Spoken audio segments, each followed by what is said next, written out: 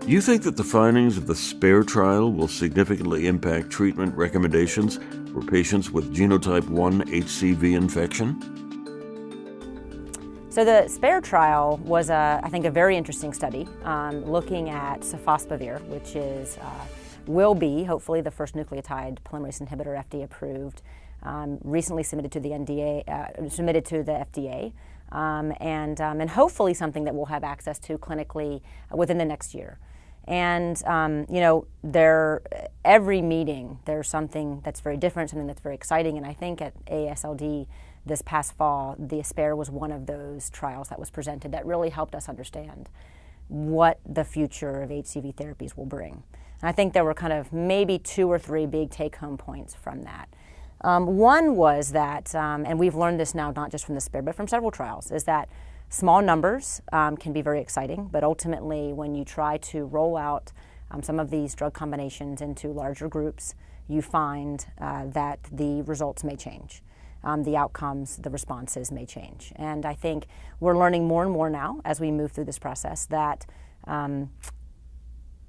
different populations respond differently. And the SPARE in particular has been a study of a very special population, what we would generally consider to be a more difficult to treat population, a larger number of patients of African descent, a larger number of patients with cirrhosis.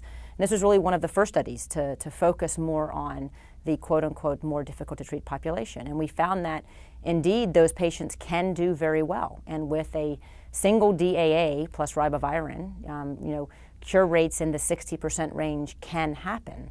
And while that seems low, I think overall that is a great number for a difficult to treat patient population. But it also shows us that in these more difficult to treat populations, longer treatment course may be necessary. So in this case, 24 weeks is what was investigated as opposed to 12 weeks that was investigated as part of some of the other phase 2 trials.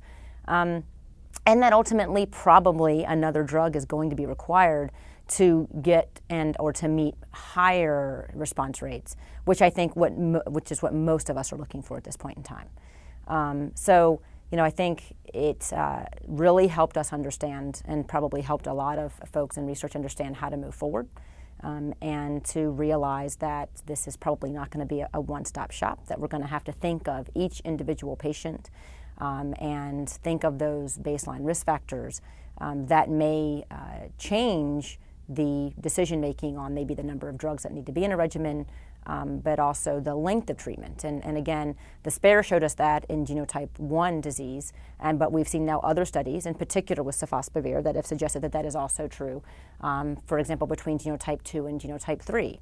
Genotype 2 or 3, cirrhosis, no cirrhosis. And so I really feel like that's probably the biggest take-home point from the SPARE and other trials that we've seen presented over the past 12 months.